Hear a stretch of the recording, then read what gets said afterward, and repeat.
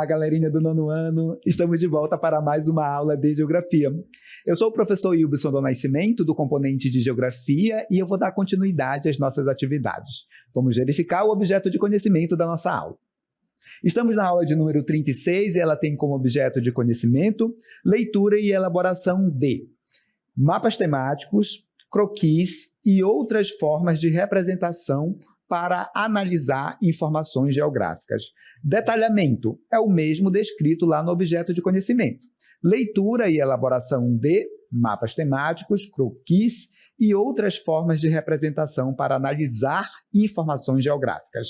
Agora que vocês conhecem o objeto de conhecimento da nossa aula, bem como o seu detalhamento, a gente vai de conteúdo.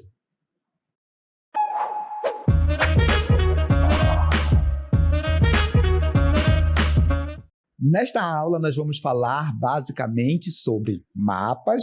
Portanto, a gente vai entender um pouco como os mapas eles são elaborados, certo? Vamos também buscar compreender quais são as técnicas utilizadas para a elaboração desses mapas, como, por exemplo, as projeções cartográficas. Vamos falar também sobre a leitura e interpretação dos dados produzidos a partir dos mapas e também dos gráficos. A gente vai aprender no decorrer desta aula a ler os mapas e a ler também os gráficos. Temos muitas coisas para a gente verificar durante esta aula, mas eu gostaria de começar, de fazer a introdução desse conteúdo, mostrando aqui esse mapa para vocês. Olha, queria que vocês observassem o mapa e pensassem aí no que tem de diferente, né? No que tem de diferente nesse mapa em relação aos outros que a gente vê, né? Eu vou dar logo um spoiler para vocês. Observem o Brasil no centro da nossa projeção. O Brasil está ali, olha, no centro do nosso mapa. Esse mapa foi elaborado pelo IBGE.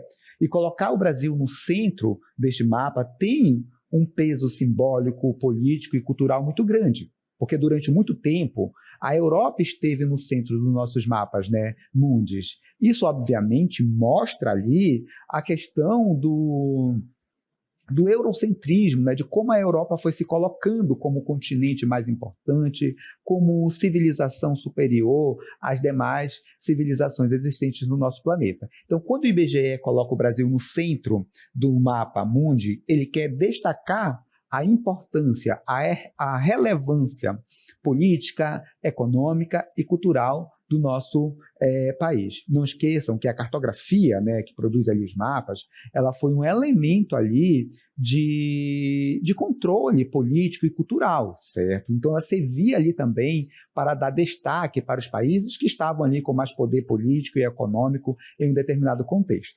Feita essa breve introdução em relação ao nosso conteúdo, eu gostaria de explicar um pouco melhor para vocês o que são os mapas. Acompanhe aqui comigo. Então, a gente considera os mapas, né, como representações da superfície do planeta Terra. O planeta Terra, como vocês sabem, ele tem o formato de uma geóide. Uma geóide é uma esfera imperfeita, certo? Com os polos achatados. Portanto, a superfície do nosso planeta ela é curva.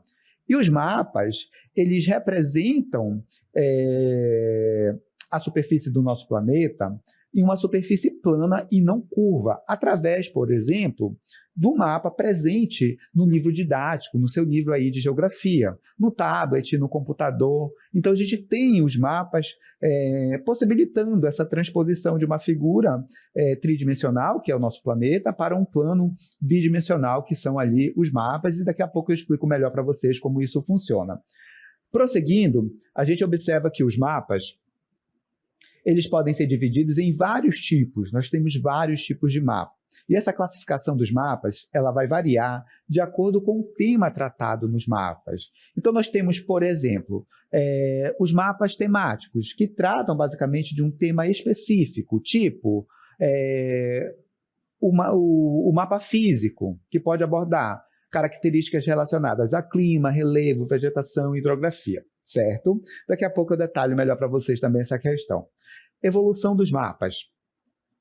O mapa em si, ele é uma das mais antigas formas gráficas de comunicação e uma das mais antigas formas de representar os fenômenos que acontecem no espaço geográfico, certo? Então, é uma forma que a gente tem de representar aquilo que está acontecendo no espaço geográfico.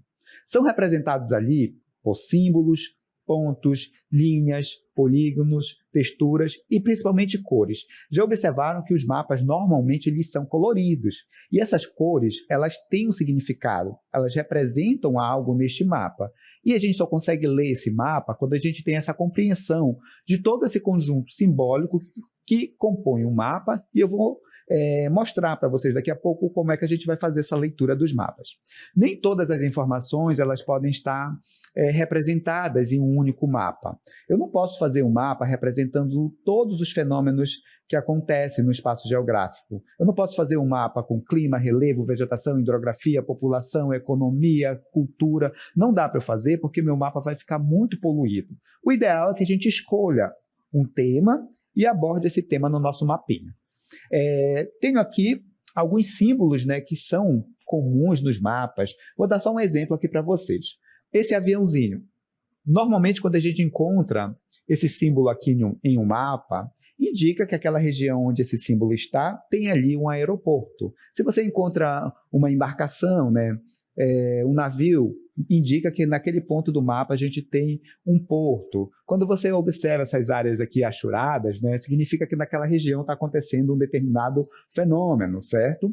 Então, esses símbolos que tem aqui no mapa, nas legendas dos mapas, normalmente, ajudam a gente a compreender do que o mapa está tratando.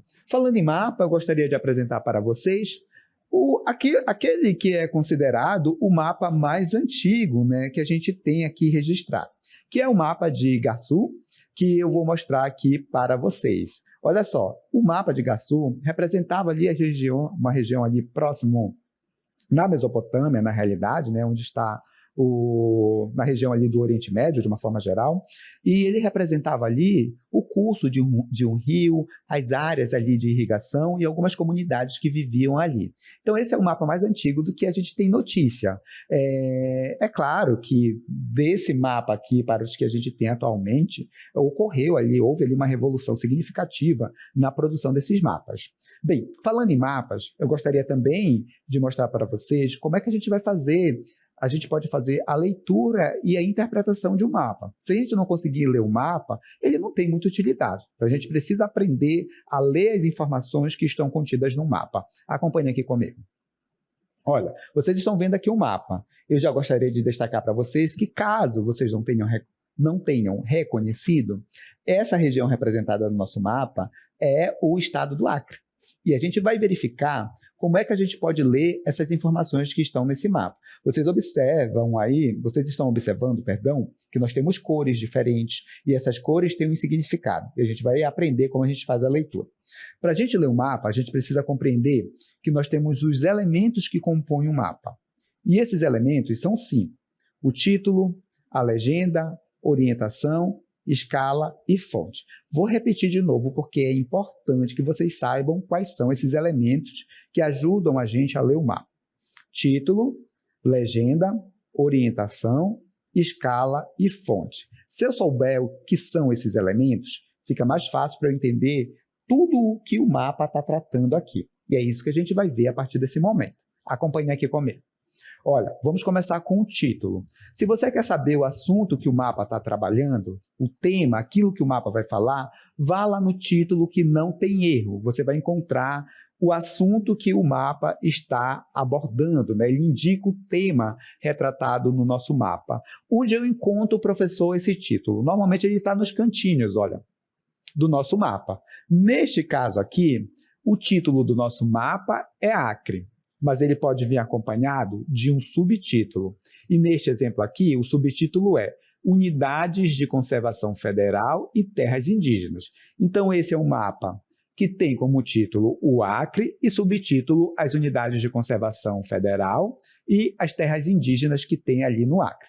Então, encontrei o título, já encontro o assunto que está tratando o meu mapa.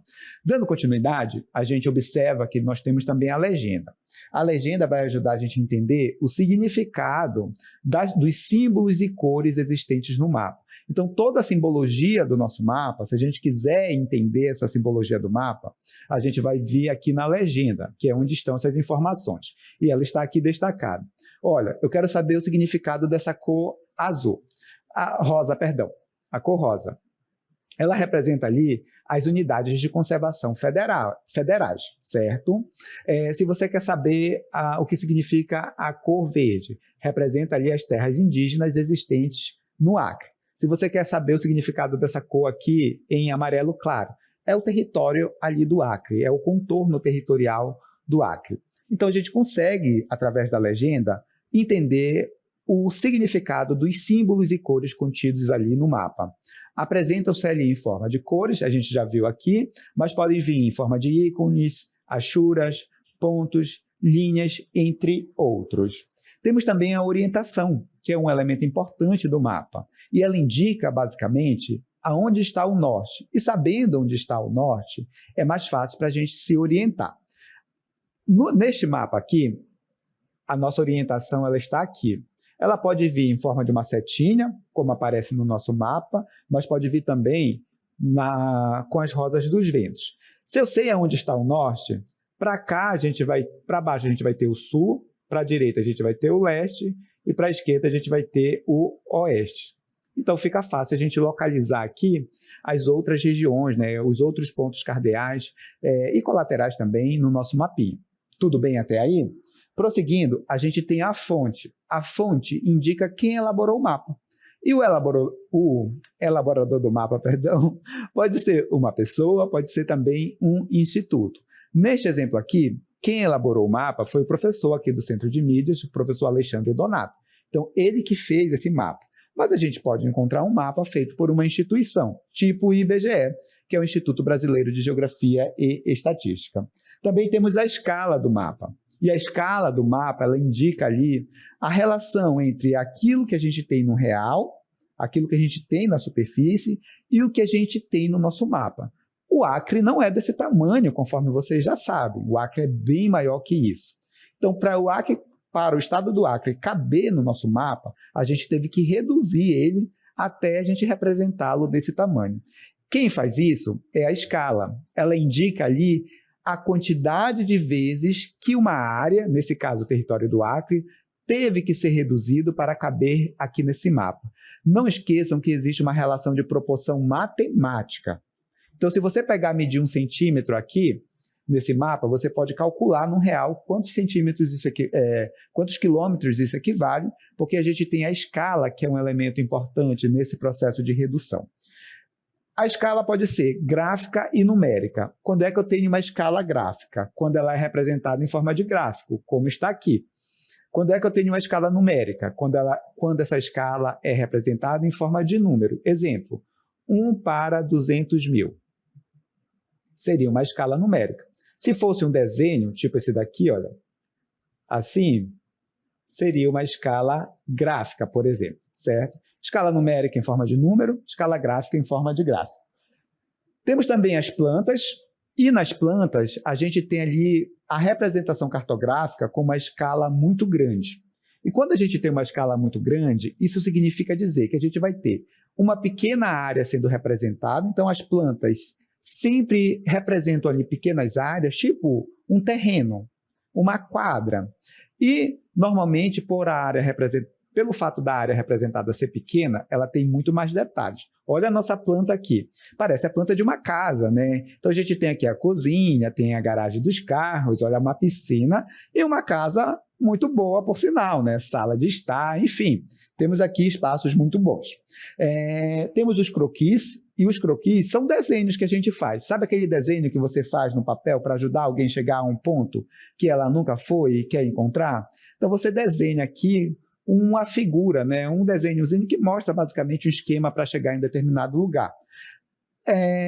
O croquis, ele não leva muito em consideração os princípios matemáticos, né? Então, ele não é produzido ali com base na escala, por exemplo, que dá ali uma relação de proporção matemática entre o que está desenhado e o que a gente tem no real, certo? Bem, nós temos os mapas temáticos, e os mapas temáticos, eles tratam ali de informações selecionadas sobre algum tema do espaço geográfico. Então, os mapas temáticos podem ser físicos. E quando é que eu tenho um mapa temático físico? Quando ele trata, por exemplo, de aspectos como clima, hidrografia, relevo, vegetação, como esses que estão aqui.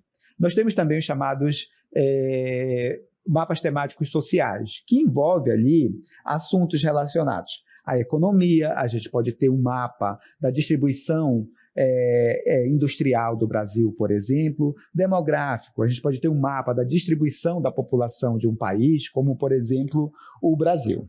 Para elaborar os mapas, nós precisamos ali das projeções cartográficas.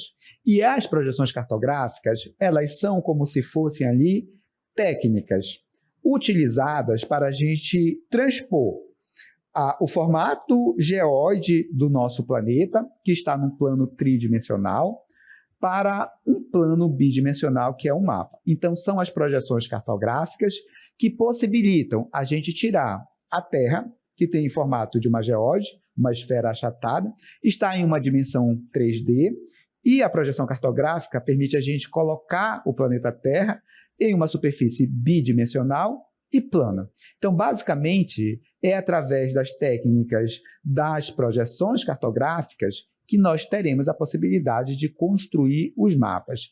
Destaco para vocês o seguinte: como você vai tirar uma figura de um plano tridimensional para um plano bidimensional, não existe uma forma de fazer isso sem que a gente tenha alguns problemas relacionados ao tamanho e a forma, o contorno das áreas representadas. Então, todos os tipos de projeções cartográficas apresentam ali alguns probleminhas na hora da gente transpor essa figura tridimensional para um plano bidimensional. Então, que tipo de projeção utilizar? Depende muito da área que a gente vai representar. Se a gente quer fazer um mapa mundi, a gente usa as projeções cilíndricas. Se a gente quer representar uma parte um hemisfério do nosso planeta, usa ali a projeção cônica. Se a gente quiser representar um ponto específico do nosso planeta, usamos a projeção plana, polar ou azimutal. Então, não existe uma projeção perfeita, existe aquela que se encaixa melhor naquilo que eu desejo representar em relação à superfície do planeta. Vou apresentar para vocês esses tipos de projeções. Acompanhe aqui comigo. São 3 os principais tipos de projeções cartográficas que nós temos. Projeção cilíndrica, que é esta aqui. A superfície do nosso planeta é envolvida ali no cilindro e o resultado é esse daqui. É ideal para fazer mapa mundi.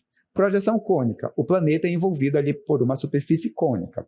Na projeção plana, azimutal ou polar, você escolhe um ponto, normalmente é um dos polos, norte ou sul, e a partir desse ponto você representa ali o planeta como um todo. Característica das projeções cilíndricas. Como eu falei para vocês, envolve ali parte da esfera terrestre nessa estrutura aqui, que é um cilindro. Os paralelos e meridianos do globo ali são projetados aqui nessa superfície cilíndrica. É mais utilizada e conhecida. Boa parte dos nossos mapas utilizam aqui as projeções cilíndricas e elas causam deformações, em especial nas porções mais próximas ao polo, tanto ao norte como ao sul, certo? E conservam aqui as regiões próximas à linha do Equador. Prosseguindo, projeções cônicas. O plano é um cone envolvendo parte da esfera terrestre. Paralelos são círculos concêntricos, conforme vocês podem ver aqui, ó. E meridianos retos se dirigem até os polos. Os meridianos são essas linhas aqui. É utilizada para representar alguns trechos dos continentes ou de países.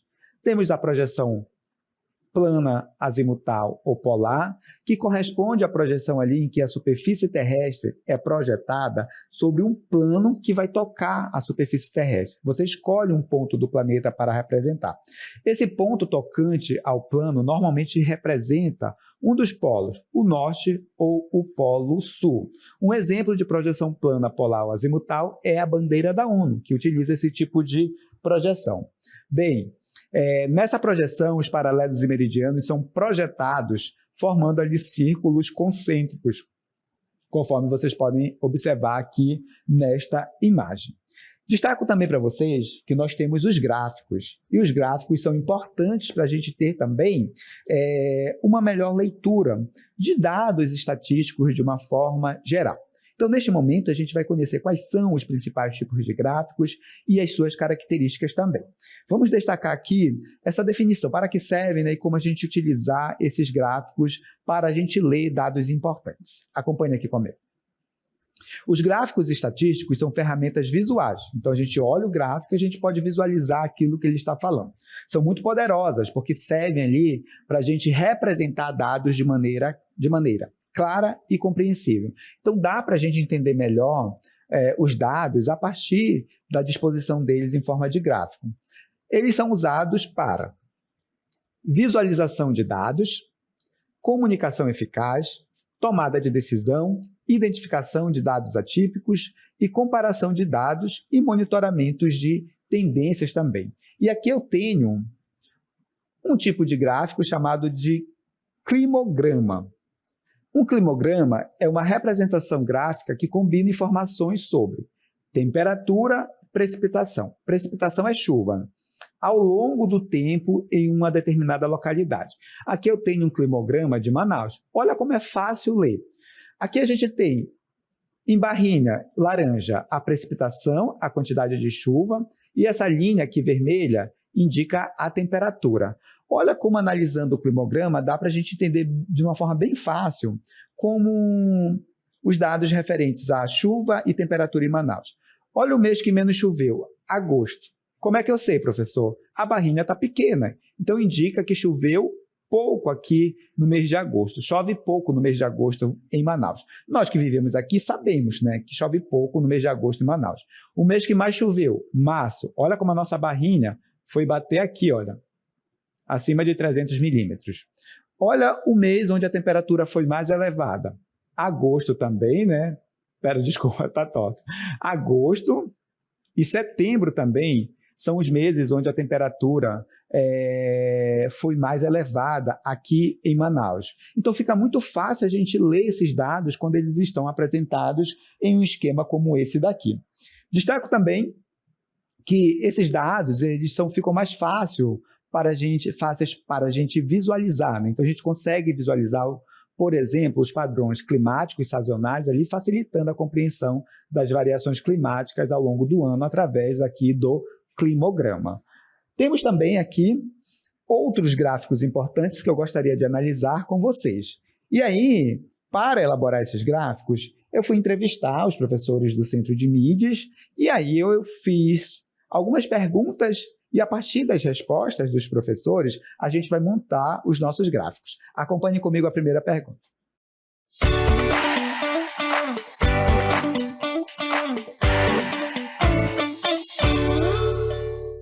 Eu entrei aqui em 2014. Em 2016. Em 2013. Março de 2016. Março de 2019. Entrei no Centro de Mídias no ano de 2023. Eu sou o professor Alexandre, de matemática. Eu entrei aqui no CMEA em 2011. Olha só, a pergunta era em que ano você começou a trabalhar no Centro de Mídias. E a gente vai ver como esses dados podem ser representados em gráfico, em forma ali de linha. Acompanhe aqui comigo. Nós temos gráfico em forma de linha, e esse gráfico em forma de linha, ele é ideal para a gente avaliar tendências ao longo do tempo, relacionamentos entre variáveis contínuas. É claro, é eficaz e destaca ali padrões e mudanças ao longo de períodos, facilitando a interpretação e comunicação de dados temporais. Eu vou mostrar o gráfico que fica mais fácil para vocês entenderem, né?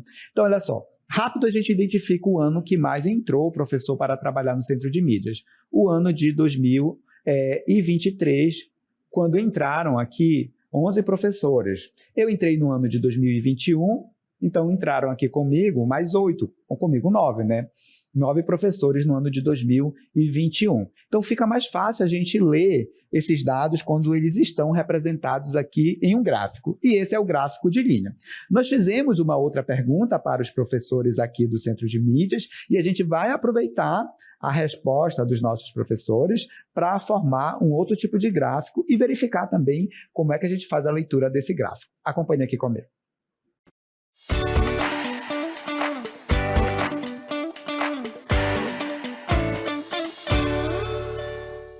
Eu nasci numa cidade chamada São Luís, que é conhecida como Ilha do Amor, no estado do Maranhão. Eu nasci no estado do Amazonas. Eu nasci no estado do Amazonas. Sou natural do Amazonas. Do Amazonas. Eu sou nascido em Belém do Pará. Nasci numa cidade chamada Osório, no Rio Grande do Sul, terra do General Osório, patrono da cavalaria do Brasil. Então a gente vai pegar esse dado acerca do local onde os nossos professores nasceram e a gente vai construir um gráfico em barra. Vamos verificar como isso vai ficar.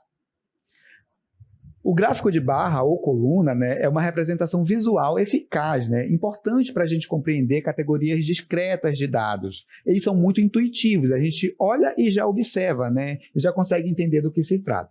Olha só, estado em que os professores aqui do Centro de Mídias nasceram. A gente verifica que a maior parte dos professores nasceram aqui no estado do Amazonas, e não poderia ser diferente. O Centro de Mídias está localizado no estado do Amazonas, né? Então, a maioria dos professores nasceram aqui no estado do Amazonas, mas temos professores de outros estados da federação, conforme vocês podem observar. Fizemos também uma outra pergunta para a gente analisar o gráfico de pizza, e a pergunta é bem polêmica, inclusive, né? Para que time de futebol você torce, né? Os professores responderam a pergunta e a gente vai aproveitar a resposta deles para montar também um gráfico aqui. Acompanhem comigo.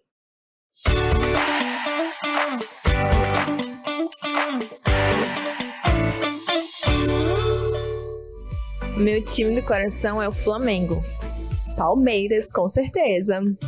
Meu time do coração é o Internacional de Porto Alegre, Colorado. Meu time de coração é o atual campeão da Libertadores, Fluminense. Meu time do coração é o Flamengo. Torço para o Flamengo, porém também tenho meu time de coração, Clube do Remo. Com certeza é o São Raimundo. É sempre polêmico perguntar aí o time de preferência, né, das pessoas. Mas a gente vai aproveitar esses dados e vamos montar um gráfico em formato de pizza. Acompanhe aqui comigo. Bem, é um gráfico também bem fácil da gente ler, né? Ele pode ser chamado também de gráfico de setores. Representa a distribuição proporcional em partes. Então, você olha ali, no caso, quando tem um formato de pizza, você sabe que aquela maior parte destacada ali é que tem ali o maior quantitativo de pessoas, nesse caso aí, torcendo para um único time, que é o exemplo que a gente está citando. Olha só, flamenguistas, 43% dos entrevistados. Então, você olha para o gráfico e logo você observa que essa é a maior parte. Ó. Então, fica facinho identificar qual é o time que predomina ali, né, no coração dos professores aqui do Centro de Mídias. Olha o Vascão recebeu também, olha, 8 votos, né? Então, temos também vascaínos aqui no Centro de Mídias, professores que torcem ali pelo Vasco, certo? Bem, deu para entender, basicamente, como é que a gente faz um pouco da leitura desses gráficos que são tão importantes para a gente compreender aspectos econômicos, por exemplo, demográficos, entre outros aspectos. Agora, também eu gostaria de voltar aqui com vocês com esse mapa inicial para a gente verificar a importância, né, da gente colocar aqui o Brasil no centro do mapa mundi. Tem aqui um vídeo onde nós questionamos para os professores, né, qual a importância ali da gente ter o Brasil no centro dessa projeção cartográfica. Acompanhe aqui comigo.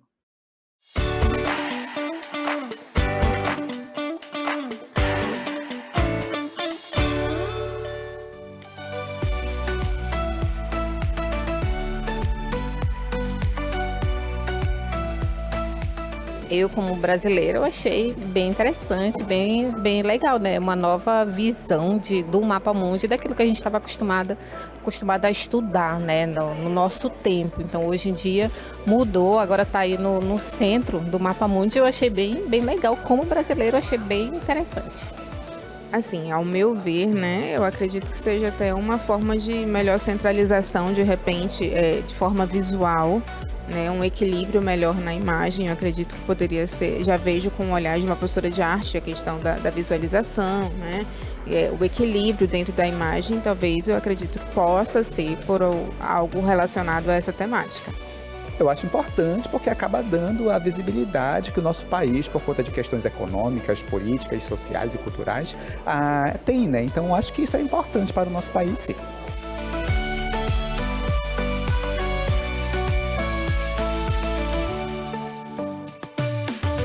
Eu não entendo nada de cartografia, então eu não tenho uma opinião própria formada sobre isso. Eu não sei dizer se contraria ou não contraria. Acho que só mesmo um especialista para identificar, para dizer se está certo ou errado. Eu, particularmente, não entendo. Bom, eu não posso afirmar porque eu desconheço o que seriam as convenções cartográficas internacionais, então desse assunto eu não domino. Eu acredito que não, haja vista que a gente tem diversos tipos de projeções cartográficas, né? Então você utiliza a projeção que é mais conveniente em determinado contexto.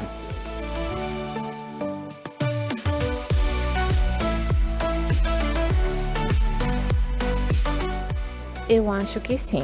Como um país de terceiro mundo, que a gente vem se destacando na economia, que a gente vem se destacando em muitos setores, né, do nosso país, eu acho interessante, eu acho legal as pessoas nos visualizarem, nos verem também como uma nação em crescimento. Ah, com certeza. Todo brasileiro, quando olha o mapa mundi e vê o Brasil centralizado ali, ele sente um orgulho e no momento ele chega até a pensar, nossa, eu tô no centro do mundo ali, né? Então, acaba que enaltece um pouco a sociedade brasileira, a nação brasileira. A gente se sente, né, valorizado e quando a gente bate o olho ali no mapa, a gente identifica logo o nosso país. Sim, acredito que sim. É algo simbólico, né? Mas que tem um peso muito grande, porque traz toda a importância que o nosso país tem no cenário econômico, político, social em escala mundial. Então, do ponto de vista técnico, não tem nenhum problema em representar o Brasil no centro do mapa mundi, mas tem um valor simbólico muito grande, que é desconstruir essa visão eurocêntrica que sempre colocou a Europa, sempre deu à Europa um lugar de destaque, porque foram eles que começaram, né? Foram eles que intensificaram, na realidade, essas representações. E como durante muito tempo eles colonizaram boa parte do mundo, eles se colocaram ali não só no centro dos mapas, mas como também se mostraram bem maiores do que realmente são. A Europa não é tão grande como a gente vê nos mapas do ponto de vista territorial. Bem, com isso a gente finaliza o conteúdo da nossa aula.